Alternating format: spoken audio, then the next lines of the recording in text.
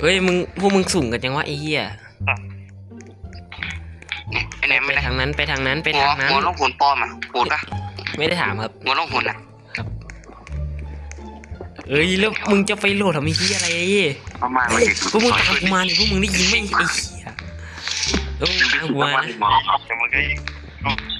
เอ้ยพวกมึงตามกูมา ไอ้ ดิ ตูนจริงไอ้ตูน เฮ้ยไอ้เหี้ยตูนมึงช้าไอ้สัตว์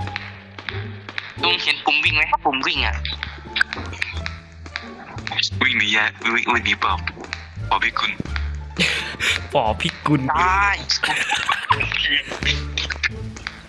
มึงจะพูดดิพ่อกูได้ยิน ตรงนี้ไม่มีอะไรสิ่งแล้วมึงจะวิ่งทำไม วอร์มร่างกาย เพื่อ วอร์มมันเป็นวอร์ม ตัวมึงด่าไอ้สิ่งนี้ แล้ววิ่งกลับมาห้องเดิม เออน่าจะต้องเข้าไปในนี้แหละไอ้เหี้ย เอาดิ จะเปิดปิดหาคุยอะไรนี่ไม่ได้พวกมึงดูเอาอะไอ้สัตว์จิตใจคนเราอะไอ้เหี้ย ไม่ใช่ไฟฉายมันไฟฉายไม่หมดใช่ไหม เฮ้ยกูเจอของจริงฮาร์ดเจอบอลเลยเจอ กู เงิน เจอครับไอ้ควา อะไร ยว ะ คือมันจะเข้าไปหาพ่อกัน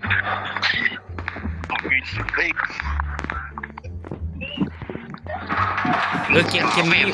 นี้มีปอบพิกุลด้วยนะเว้ย ระแวงบอลระแวงบอล ไอ้เหี้ยกูไปดูมาเกมนี้ไม่โคตรน่ากลัวเลยไอ้เหี้ย กูไม่เชื่อ ได้วางกระจกเขาบอกให้วางกระจกไอ้สัตว์ ยังสิงเจอกระจกละไปเจอแว่นดิกระจกอย่าง วางไอ้สัตว์ไปวางแว่นอยู่ไหน วางนี่กูจะตัดสรู้ไม่ลงอีเหี้ยนั่นแหละ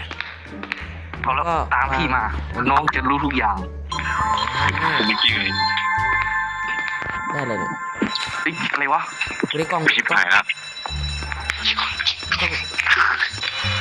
เอ้ย กูไม่ก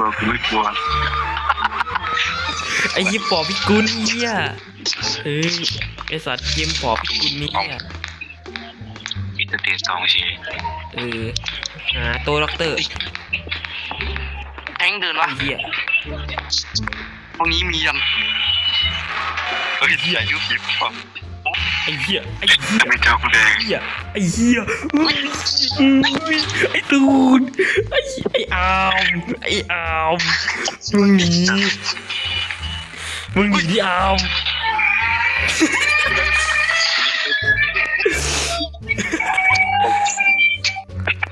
ยี่เลยเนี่ยนายโกศลเนี่ยสมนายโกศล เฮ้ยสิไอ้สิ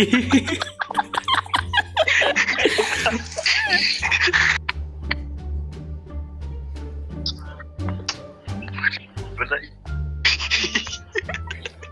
ออกมาจริงออกมาพ่อของมึงเองอะ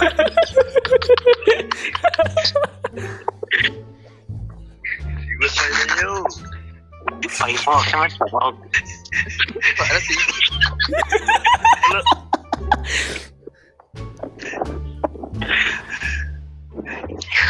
โยมไปหาของดีเฮ้ยเดี๋ยวเขาออกมาเฮ้ยเขาอยู่ในนี้เขาพี่เดี๋ยวไปทางนั้น สิงนำดีสิง สิงได้ได้